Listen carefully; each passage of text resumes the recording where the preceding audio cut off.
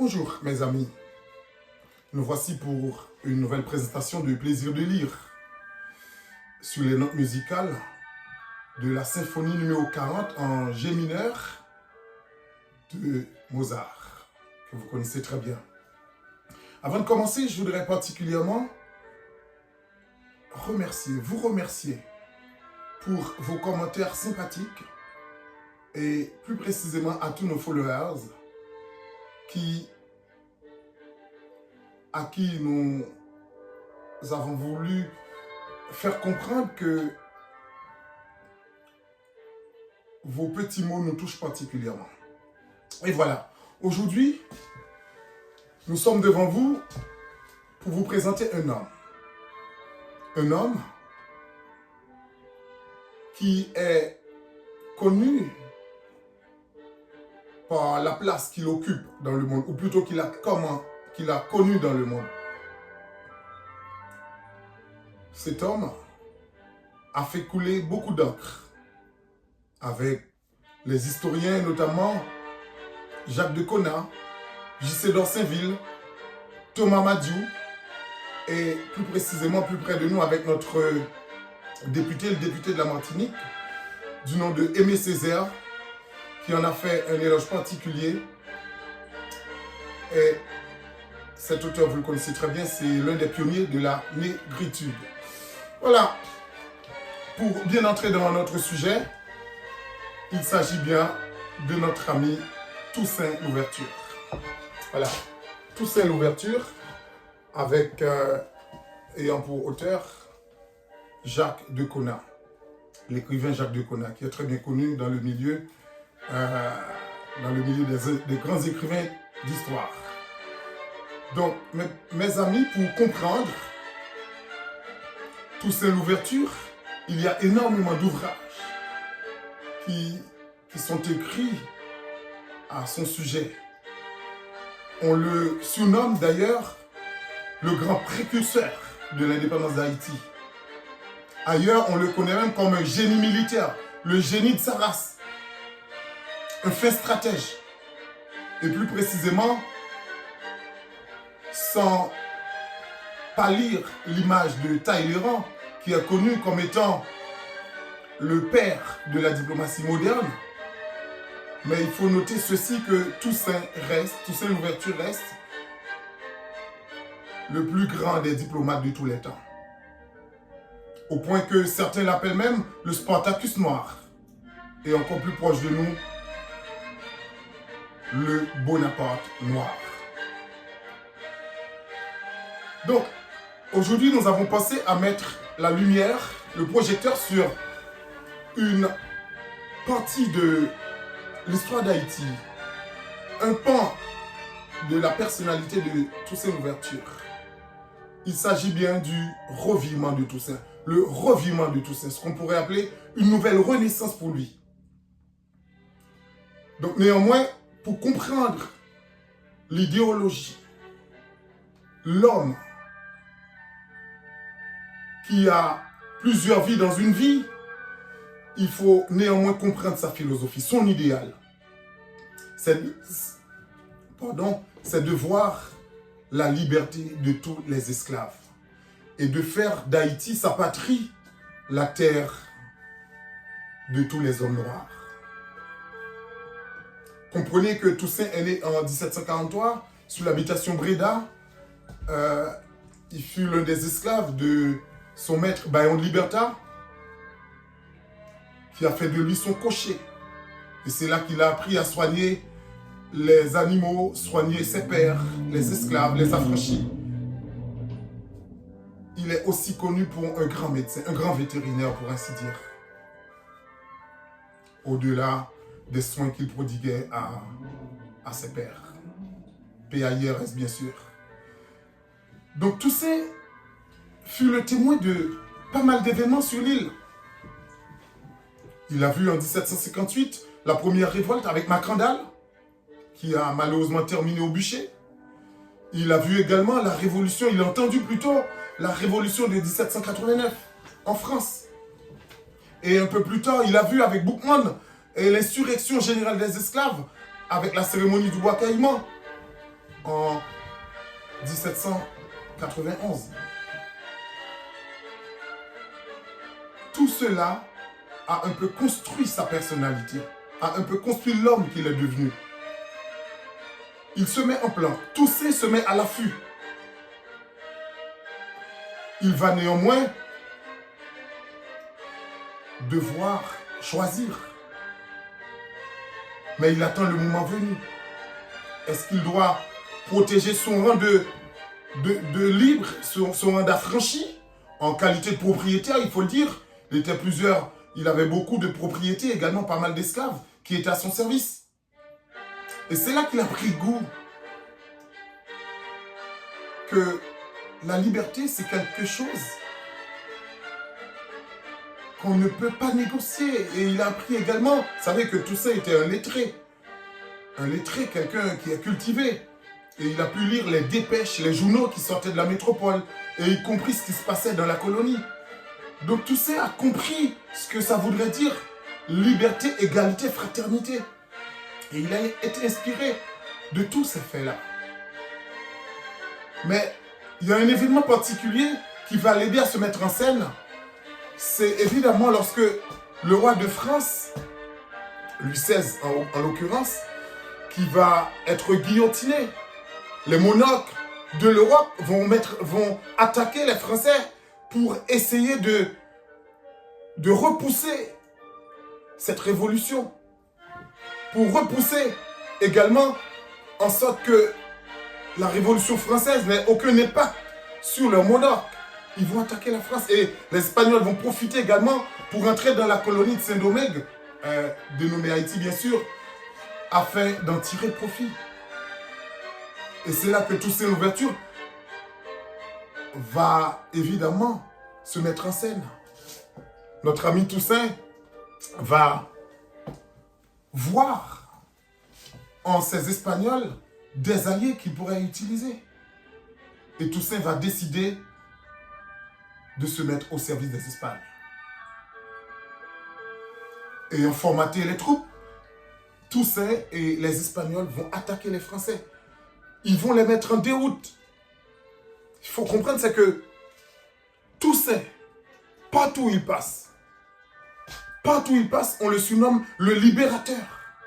Et quelque chose d'autre va impacter la colonie, c'est que les Anglais vont décider de venir à la rescousse des Français pour essayer de mater ces troupes espagnoles, et y compris la révolte des esclaves.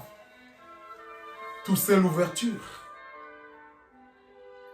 va en être également le génie. Le génie, le chef militaire par excellence. Il va prendre le contrôle de la colonie et en mettant en déroute, il va donner une raclée à la fois au camp des Anglais associé aux troupes françaises. Le roi d'Espagne va entendre de ses oreilles l'écho de cet homme. Eh bien, il fera de Toussaint Louverture, il le nommera le lieutenant général des troupes du roi d'Espagne. Mais Toussaint ne va pas s'arrêter là. Ce qui intéresse Toussaint véritablement, c'est la liberté de ses frères. Et lorsqu'il cherchait à négocier pour arriver à ses fins, on lui fera comprendre que son titre de lieutenant général ne sera pas définitif. Toussaint va se mettre en retrait et attend le moment opportun. Et vous savez, vous connaissez le vieux proverbe. Tout vient à point à qui sait attendre. Et entre-temps, il y aura des affrontements entre les colons blancs et les esclaves, au point que la Convention et la métropole française va envoyer une première commission civile, une deuxième commission civile. Rien ne bougera. Il aurait fallu qu'il envoie une troisième commission civile et à sa tête Sontonax, Paul Vérel et Hello. Et Sontonax, une fois débarqué sur l'île, il va se rendre compte que la situation est chaotique. C'est à partir de ce moment-là qu'il décida de proclamer la liberté générale des esclaves. Vous entendez bien? Sontonax va proclamer la liberté générale des esclaves en leur distribuant des fusils et en leur demandant de prêter ce serment, ouvrez les guillemets, que celui qui vous enlèvera ce fusil voudra vous rendre esclave. Waouh! Toussaint Louverture va entendre l'écho de cette déclaration. C'est à ce moment-là qu'il va saisir l'occasion pour rencontrer le représentant français de l'île qui s'appelle le général Lavaux. Et ce n'est qu'à partir de ce moment-là qu'il va se mettre véritablement en route vers les troupes françaises. Et c'est ce qu'on appelle le revirement de Toussaint Louverture. Le véritable revirement. Ce que je considère comme étant sa nouvelle renaissance. L'historien Thomas Madiou nous dit que Toussaint, une fois qu'il arrive sur l'île, une fois qu'il arrive dans les troupes françaises, eh bien, non seulement il va préparer à affronter tous les dissidents, tous les rebelles et tous ceux qui ne sont pas dans son camp. Écoutez bien, l'historien Thomas Madiou nous dit, essentiellement, y compris notre ami Jacques de Cona, eh bien, ils nous diront que toutes les terres, toutes les propriétés qui étaient entre les mains des Espagnols, tous les biens qui étaient entre les mains des Anglais vont redevenir français, françaises pour les propriétés. Vous voyez? Donc, ce n'est qu'à partir de ce moment-là, blancs, esclaves, affranchis, tous, dans le camp français, ils vont chanter les louanges de Toussaint Louverture pour ses prouesses militaires. Et ils vont le proclamer gouverneur général de l'île. Et ce n'est qu'à partir de ce moment-là que Toussaint Louverture va proclamer à son tour la liberté. La liberté, il va se laisser inspirer par la déclaration des droits de l'homme et du citoyen. Et ce fut le premier homme d'ailleurs qui va déclarer de la Constitution de 1801 la liberté universelle. C'est ça sa déclaration que l'ONU a empruntée en 1948 sous la conduite de notre ami de Coty. Son nom, j'ai oublié son nom, mais bien sûr, c'est cet homme qui va être, je crois que c'est René, et à l'ONU qui va défendre la situation auprès de l'ONU, qui va faire entrer cette déclaration, la déclaration universelle des droits de l'homme, dans la Charte des Nations Unies. Mais c'est Toussaint Louverture qui l'a initié avant.